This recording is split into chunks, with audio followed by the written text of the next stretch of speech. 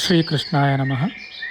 ಪ್ರಿಯರೇ, ನಮ್ಮ ಈ ಶ್ರೀ ಲಾಲಿಕೃಷ್ಣ ಚಾನಲ್ ತನ್ನ ಪಯಣವನ್ನು 2021 ಮೇ 14 ಅಕ್ಷಯ ತೃತೀಯದಂದು ಶ್ರೀಮದ್ ಭಾಗವತ ಪುರಾಣದ ಪ್ರವಚನದಿಂದ ಆರಂಭಿಸಿತು. ಇಂದು 2026 ಮೇ 13ರಂದು ಈ ಪವಿತ್ರ ಜ್ಞಾನ ಯಜ್ಞಕ್ಕೆ 5 ಸಂವತ್ಸರಗಳು ಸಂಪೂರ್ಣಗೊಂಡಿವೆ. ಈ ಅವಧಿಯಲ್ಲಿ ನಾವು ಶ್ರೀಮದ್ ಮಾರ್ಕಂಡೇಯ ಪುರಾಣ, ಶ್ರೀಮದ್ ವಿಷ್ಣು ಪುರಾಣ, ಶ್ರೀಮದ್ ವಾಮನ ಪುರಾಣ, ಶ್ರೀಮದ್ ಕೂರ್ಮ ಪುರಾಣ, ಶ್ರೀಮದ್ ವರಾಹ ಪುರಾಣ, ಶ್ರೀಮದ್ ಮತ್ಸ್ಯ ಪುರಾಣಗಳನ್ನು ನಿರಂತರವಾಗಿ ವಿಚಾರಿಸಿ ಪ್ರಸ್ತುತ ಶ್ರೀಮದ್ ವಾಯುಪುರಾಣದ ಪ್ರವಚನವನ್ನು ನಡೆಸುತ್ತಿದ್ದೇವೆ.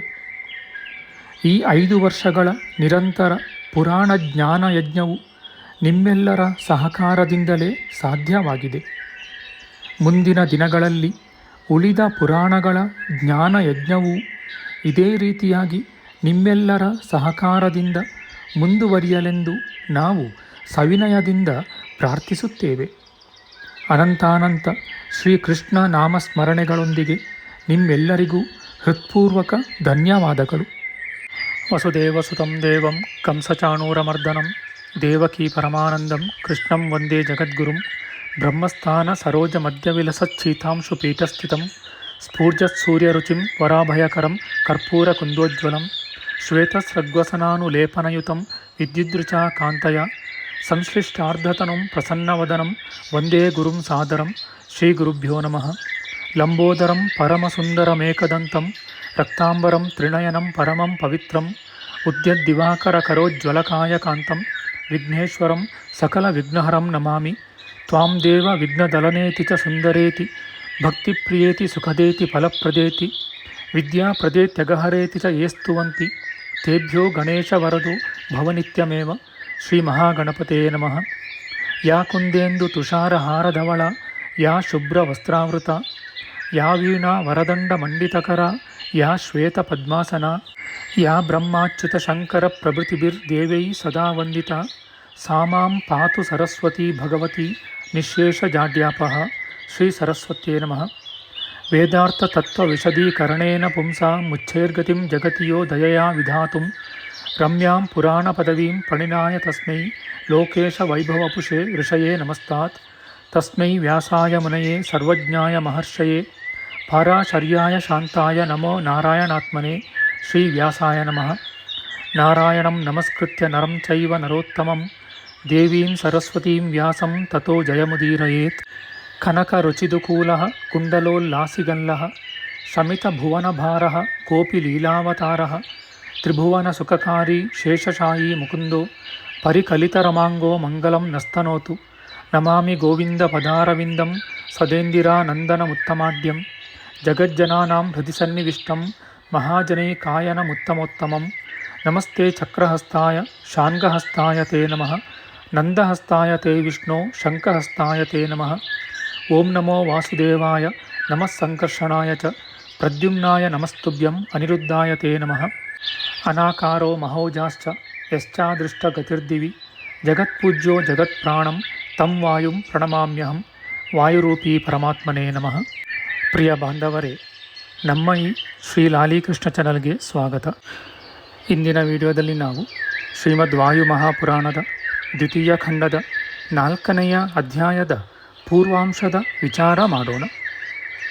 ಈ ಅಧ್ಯಾಯದಲ್ಲಿ ದಕ್ಷ ಪ್ರಜಾಪತಿಯ ವಂಶವರ್ಣನೆ, 7ನೆಯ ವೈವಸ್ವತ ಮನುವಿನ ಸೃಷ್ಟಿಕ್ರಮ, ಭೃಗ್ವಾದಿ ಅಷ್ಟ ಮಹರ್ಷಿಗಳು, ಋಗ್ವೇದಾದಿ ಚತುರ್ವೇದಗಳು, ಓಂಕಾರಾದಿ ವಷಟ್ಕಾರಗಳು, ಪ್ರಜಾಪತಿಗಳು ಇವೇ ಮೊದಲಾದ ಚತುರ್ವಿಧ ಸೃಷ್ಟಿಗಳು, ದಕ್ಷ ಪ್ರಜಾಪತಿಯ ಸಂತಾನ ವರ್ಣನೆಯ ವಿಚಾರ ಮಾಡೋಣ. ಶ್ರೀಕೃಷ್ಣಾಯ ನಮಃ. ಮುನಿಗಳು ಕೇಳುತ್ತಾರೆ, ನೈಮಿಷಾರಣ್ಯವಾಸಿಗಳಾದ ಮಹರ್ಷಿಗಳು ಜ್ಞಾನಿಯಾದ ಸೂತ ಮುನಿಯು ಹೇಳಿದ 2ನೆಯದಾದ ಉಪೋದ್ಘಾತ ಪಾದದ ಅಭಿಪ್ರಾಯವನ್ನು ಕೇಳಿ 3ನೆಯದಾದ ಅನುಷಂಗಪಾದದ ಅರ್ಥವನ್ನು ತಿಳಿಸಬೇಕೆಂದು ಕೇಳಿದರು.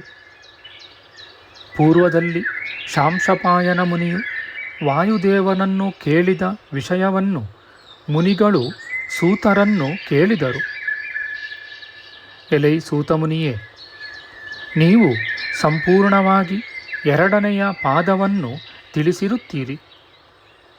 ಈಗ ಮೂರನೆಯ ಪಾದದ ವಿಷಯಗಳನ್ನು ವಿಸ್ತಾರವಾಗಿ ತಿಳಿಸಬೇಕೆಂದು ಕೇಳಿದರು.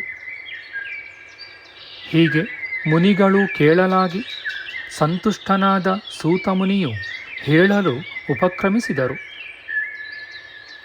ಸೂತಮುನಿಯು ಹೇಳುತ್ತಾರೆ, ಎಲೈ ವಿಪ್ರವರ್ಯರೇ, ನಿಮಗಾಗಿ ನಾನು ಮೂರನೆಯ ಪಾದವನ್ನು ಉಪೋದ್ಘಾತ ಪೂರ್ವಕವಾಗಿಯೂ ವಿಸ್ತಾರವಾಗಿಯೂ ವರ್ಣಿಸುವೆನು.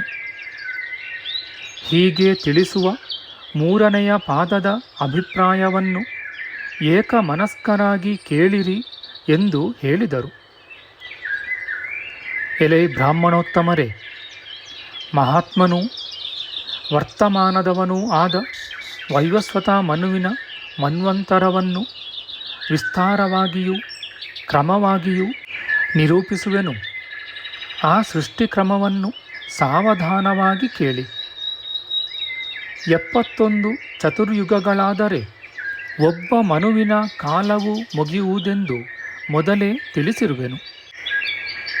ಆ ಮನುಕಲ್ಪಗಳಲ್ಲಿ ದೇವಗಣಗಳು, ಋಷಿಗಳು, ದಾನವರು, ಪಿತೃಗಳು, ಗಂಧರ್ವ, ಯಕ್ಷ, ರಾಕ್ಷಸರು, ಭೂತಗಳು, ಮನುಷ್ಯರು, ಪಶು ಪಕ್ಷಿಗಳು, ಸ್ಥಾವರಗಳು ಇವುಗಳು ಉತ್ಪನ್ನವಾದವು ಎಂಬ ವಿಷಯಗಳನ್ನು ತಿಳಿಸಿರುವೆನು. ಓ ವಿಪ್ರರೇ, ಮೊದಲು ಮೂಲಪುರುಷನಾದ ಸೂರ್ಯದೇವನಿಗೆ ನಮಸ್ಕರಿಸಿ ಭಾವಿಯಾದ ಅನೇಕೋಪಾಖ್ಯಾನಗಳಿಂದ ಕೂಡಿದ ಅತಿ ವಿಸ್ತಾರವಾದ ವೈವಸ್ವತ ಮನುವಿನ ಸೃಷ್ಟಿಕ್ರಮವನ್ನು ಹೇಳುವೆನು. ಸಾವಧಾನದಿಂದ ಕೇಳಿರಿ.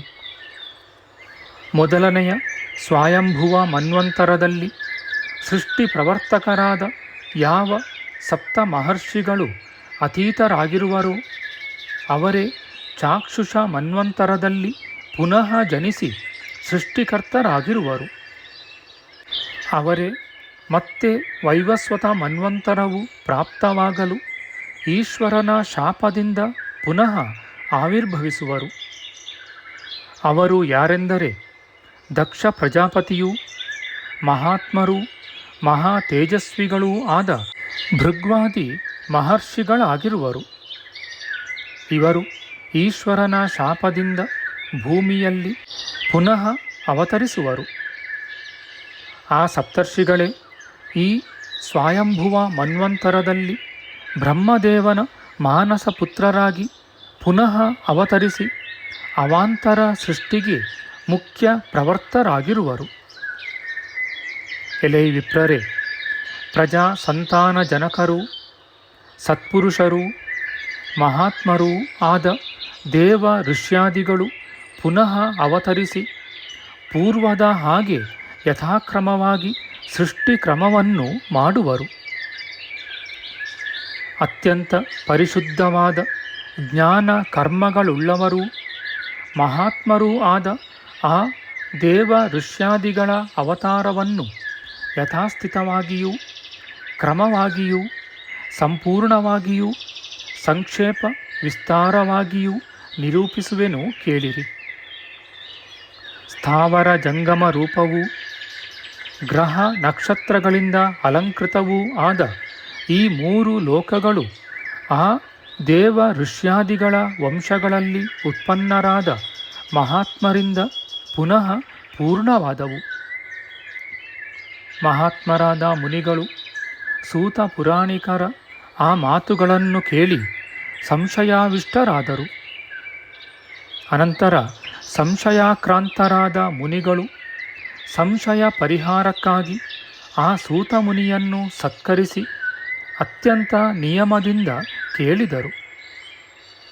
ಮುನಿಗಳು ಕೇಳುತ್ತಾರೆ, ಪೂರ್ವದಲ್ಲಿ ಸಪ್ತರ್ಷಿಗಳು ಬ್ರಹ್ಮದೇವನಿಗೆ ಮಾನಸ ಪುತ್ರರಾಗಿ ಹೇಗೆ ಹುಟ್ಟಿದರು? ಬ್ರಹ್ಮದೇವನು ಅವರನ್ನು ಮಾನಸ ಪುತ್ರರನ್ನಾಗಿ ಸೃಷ್ಟಿಸಲು ಕಾರಣವೇನು? ಇದನ್ನು ಜ್ಞಾನಿಯಾದ ನೀನು ದಯಮಾಡಿ ತಿಳಿಸು ಎಂದು ಕೇಳಿದರು. ತರುವಾಯ ಮಹಾ ತೇಜಸ್ವಿಯೂ ಪೌರಾಣಿಕೋತ್ತಮನೂ ಆದ ಸೂತಮುನಿಯು ಮಂಗಳಕರವಾದ ವಿಷಯವನ್ನು ಹೇಳಲು ಉಪಕ್ರಮಿಸಿದರು. ಪೂರ್ವದ ಸ್ವಯಂಭುವ ಮನ್ವಂತರದಲ್ಲಿದ್ದ ಸಪ್ತರ್ಷಿಗಳು ಅನಂತರ ವೈವಸ್ವತ ಮನ್ವಂತರವು ಪ್ರಾಪ್ತವಾಗಲು ಪುನಃ ಅವತರಿಸಲು ಕಾರಣವೇನೆಂಬುದನ್ನು ಹೇಳುವೆನು ಕೇಳಿರಿ. ದಕ್ಷ ಪ್ರಜೇಶ್ವರನ ಅಳಿಯಂದಿರಾಗಿದ್ದ ಮಹರ್ಷಿಗಳು ಈಶ್ವರನ ಶಾಪದಿಂದ ಗ್ರಸ್ತರಾದ ಕಾರಣ ತಪಸ್ಸು ಮಾಡದೆ ಸುಮ್ಮನಿದ್ದು ಜನನ ಮರಣಗಳಿಂದ ಪೂರ್ಣವಾದ ಜನಲೋಕದಲ್ಲಿ ಉತ್ಪನ್ನರಾದರು. ಹೀಗೆ ಜನಲೋಕದಲ್ಲಿ ಅವತರಿಸಿದ್ದ ಮಹರ್ಷಿಗಳು ಏಕತ್ರ ಮಿಳಿತರಾಗಿ ಪರಸ್ಪರವಾಗಿ ಇಂತೆಂದರು. ಮಹಾಭಾಗ್ಯಶಾಲಿಗಳಾದ ಆ ಮಹರ್ಷಿಗಳು ನಾವೆಲ್ಲರೂ ಚಾಕ್ಷುಷ ಮನ್ವಂತರದಲ್ಲಿ ವರುಣದೇವನ ಸುಪ್ರಸಿದ್ಧವಾದ ಯಾಗವು ನಡೆಯುವುದರಿಂದ ಬ್ರಹ್ಮದೇವನ ಮಾನಸಪುತ್ರರಾಗಿ ಅವತರಿಸೋಣ. ಆಗ ನಮಗೆ ಮಹಾಶ್ರೇಯಸ್ಸು ಉಂಟಾಗುವುದು ಎಂದು ಆಲೋಚನೆ ಮಾಡಿದರು. ಎಲೆ ವಿಪ್ರರೇ, ಸ್ವಯಂಭುವ ಮನ್ವಂತರದಲ್ಲಿ ಈಶ್ವರನಿಂದ ಶಪ್ತರಾದ ಮಹರ್ಷಿಗಳು ಯಾಗ ಮಾಡುವುದಕ್ಕಾಗಿ ಪುನಃ ಅವತರಿಸಿದರು. ಅನಂತರ ಅವರು ಜನಲೋಕದಿಂದ ಸ್ವರ್ಗಲೋಕಕ್ಕೆ ಹೋದರು. ಮಹಾತ್ಮನಾದ ಬ್ರಹ್ಮದೇವನ ಯಾಗದಲ್ಲಿ ಬ್ರಹ್ಮದೇವನು ವಾರುಣಿ ಶರೀರವನ್ನು ಧರಿಸಿ ಪ್ರಜಾಕಾಂಕ್ಷೆಯಿಂದ ಅಗ್ನಿಯಲ್ಲಿ ಶುಕ್ರವನ್ನು ಹೋಮ ಮಾಡಲಾಗಿ ಮಹರ್ಷಿಗಳು ಎರಡನೆಯ ಸಲ ಅವತರಿಸಿದರೆಂದು ನಾವು ಕೇಳುತ್ತೇವೆ ಎಂದು ಹೇಳಿದರು. ಆಗ ಭೃಗು, ಆಂಗೀರಸ, ಮರೀಚಿ, ಪುಲಸ್ತ್ಯ, ಪುಲಹ, ಕ್ರತು, ಅತ್ರಿ, ವಸಿಷ್ಠರೆಂಬ ಈ ಅಷ್ಟ ಮಹರ್ಷಿಗಳು ಬ್ರಹ್ಮದೇವನ ಮಾನಸ ಪುತ್ರರಾಗಿ ಹುಟ್ಟಿದರು. ಹಾಗೆಯೇ ಅತಿ ಮಹತ್ತಾದ ಆ ಯಾಗಕ್ಕಾಗಿ ಸಮಸ್ತರಾದ ದೇವತೆಗಳೂ ಬಂದಿದ್ದರು. ಯಜ್ಞ ಸಾಧನೆಗಳೆಲ್ಲವೂ ಸಂಪೂರ್ಣವಾಗಿದ್ದವು. ವಷಟ್ಕಾರಗಳು ಮೂರ್ತಿವತ್ತಾಗಿದ್ದವು. ಸಾಮವೇದಗಳು, ಯಜುರ್ವೇದಗಳು ಸಹಸ್ರಾರು ಮೂರ್ತಿಗಳನ್ನು ಹೊಂದಿ ಪ್ರಕಾಶಿಸುತ್ತಿದ್ದವು. ಋಗ್ವೇದವಾದರೂ ಪದಕ್ರಮಗಳಿಂದ ಭೂಷಿತವಾಗಿ ಆಕಾರವನ್ನು ಪಡೆದಿತ್ತು. ಯಜುರ್ವೇದವಾದರೂ ವೃತ್ತಗಳಿಂದ ಪೂಜ್ಯವೂ ಓಂಕಾರವೆಂಬ ಮುಖದಿಂದ ಪ್ರಜ್ವಲಿತವೂ ಯಜ್ಞಾರ್ಥಗಳಾದ ಸೂಕ್ತ ಬ್ರಾಹ್ಮಣ ಮಂತ್ರ ಇವುಗಳಿಂದ ಸಹಿತವೂ ಆಗಿರುತ್ತದೆ. ಆ ಯಾಗದಲ್ಲಿ ವಿಶ್ವಾವಸುವೆ ಮೊದಲಾದ ಸಮಸ್ತರಾದ ಗಂಧರ್ವರೂ ಸೇರಿ ಸಾಮವೇದವನ್ನು ಸಮಸ್ತ ವೃತ್ತಗಳಿಂದ ಕೂಡಿ ನಾನಾ ರೀತಿಯಲ್ಲಿ ಸರ್ವರಿಗೂ ಆನಂದವಾಗುವಂತೆ ಗಾನ ಮಾಡಿದರು. ಪರಬ್ರಹ್ಮ ಪ್ರತಿಪಾದಕ ವೇದವು ಘೋರ ರೂಪವಾದ ಕೃತ್ಯಾದಿಗಳಿಂದ ಕೂಡಿ ಪ್ರತ್ಯವಯವಗಳಲ್ಲಿ ರಸಭರಿತವಾಗಿ ದ್ವಿಶರೀರ ಎರಡು ಶಿರಸ್ಸು ಉಳ್ಳ ಆಕಾರವನ್ನು ಧರಿಸಿ ಪ್ರಕಾಶಿಸಿತು.